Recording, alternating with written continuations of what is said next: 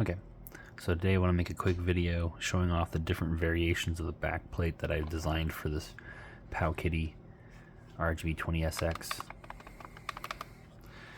This is the 4-button model here, and you've seen this on Aiden Wall's channel possibly. He featured it. He got a paint match though. This is just raw PLA. And I guess there's little tabs I didn't know about on each post, which mine are all broken off since I've modded this out the wazoo. But I've released 2 different variations. So we have a just triggers on the outside button model with a thicker middle section, so it's a little stronger. Like if you it's a little stronger.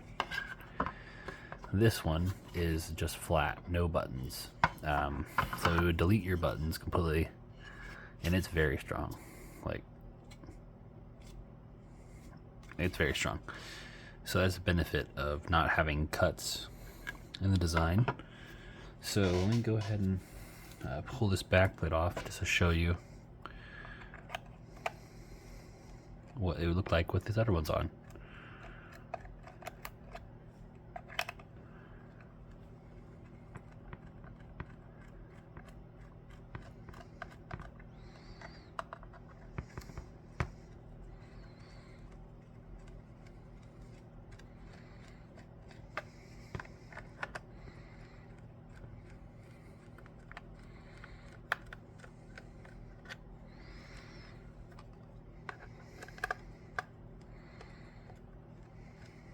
And there's just 6 screws holding the backplate on the original as well. You'll get rid of the gigantic bumpers. And one left. You know, don't force anything. Just take it slowly. There we go. It should come off pretty easily. Let's go ahead and pull that out. And you can see I don't have the stock triggers. I've put these generic ones in. I actually want to install these Game Boy Advance buttons. They're squishy, not clicky. I think they'll sound really nice, but I just want to show what it would look like with no buttons. And you can see that that's just my finish of my build plate.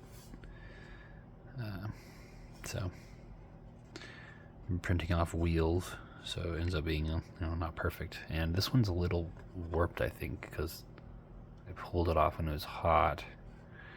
But once you get screwed down, it should flatten out pretty good. And you can see it fits really nice. Like, I've worked on the fitment quite a lot, and I even have these little notches right there for these the speaker and the battery connector, because as you see, you gotta be careful with the battery connector, you can break it. But yeah, we'll slap this variation on. And see, this one has quite a bit more. You have to push it in quite a bit more to make it work.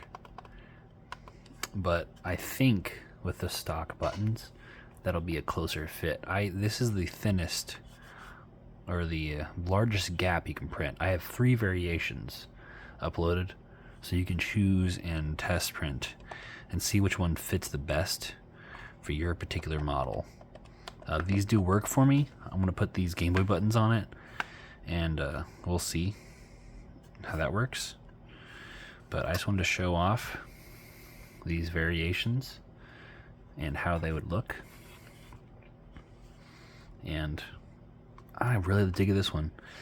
I don't often use these middle 2, and I understand the concern about it being weak. You can see that. That's the downside of having extra buttons. But I did design that for a subscriber. They requested something in the DMG style. So I made it. But yep. Again, there's the 4 button. It's a little weak in the middle. The 2 button, it's significantly stronger. Still a little weak. But when you're pressing on it, when it's bolted on, there's a significant amount of more material there. So it should be totally fine.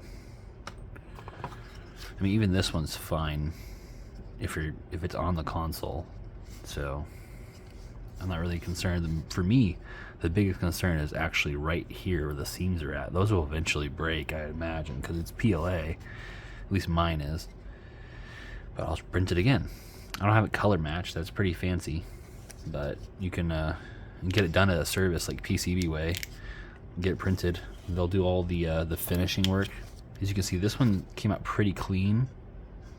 The only finishing I had to do was punch out the supports inside of here, and I guess they made it smoother and stuff. Probably sanded it. I don't know.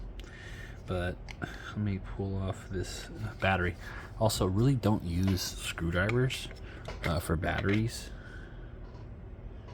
You always want to use like a spatula. I prefer a plastic one for batteries.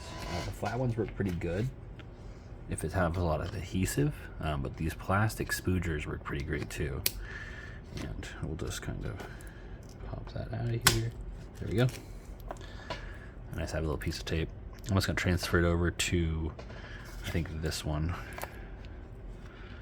is the one I want to use. And as simple as that. Plug this in. There's usually, I guess there's little tiny tabs. We snap those all off.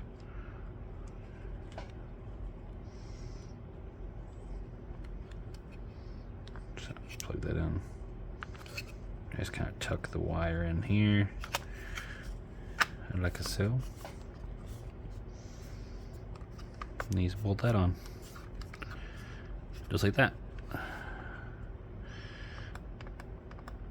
And those do press in a lot more for me, but like I said, your console may vary. That's why I provided 3 different models, 3 different thicknesses. You just put a little screws in and you're done. So, happy printing. Thanks for watching. Bye.